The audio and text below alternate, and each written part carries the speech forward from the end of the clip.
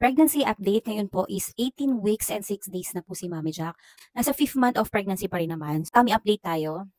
Again, meron na naman tayong suot na maternity short. Ito lagi ko to sa inyong nire-recommend lalo na sa mga buntis ngayon na medyo nahihirapan na or nasisikipan na yung tummy nyo dahil medyo lumalaki na. Gusto nyo yung araw-araw kayong komportable. Ito yung marirecommend ko sa inyo. Yan, o, ganyan kasi siya ka-stretchable. Pati dito stretchable din siya and sobrang comfy nito. Yung texture niya sa balat sobrang comfortable po talaga niya.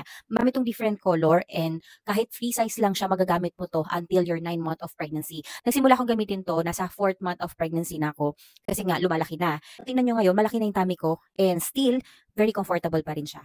Check nyo na lang yung yellow basket, marami silang pagpipilian ng colors. Sa mga magtatanong din kung ano tong suot ko, itong beige color na to is a maternity belt, pregnancy belt, or pregnancy support. Yun yung mga tawag sa kanya. Nabili ko to sa China eh. Marami ring mga nagtitinda dito sa Pilipinas. Sa seller na to ako nakakita ng magagandang reviews. Nandung dumating nga siya sa akin, maganda nga siya.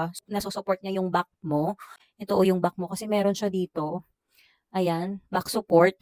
Tapos, masusupport niya talaga yung belly mo. Kasi syempre, di ba habang lumalaki, bumibigat na si baby, na parang gusto mo lagi mo ng hawak dito. Malaking tulong po talaga yung maternity support. Kung gusto nyo rin bumili nito, mag-comment lang kayo. Ilalagay ko yung link ng seller sa showcase ko. Kaya kahit gumala ako sa mall, mamalengke, maghatid ng anak, or kumilos dito sa bahay ng mga gawaing bahay, hindi talaga ako napapagod or hindi nangangala yung puson ko kasi nga nasusupport niya yung belly ko. So kung gusto nyo rin, mag-comment lang kayo. And ito po nasa yellow basket lang.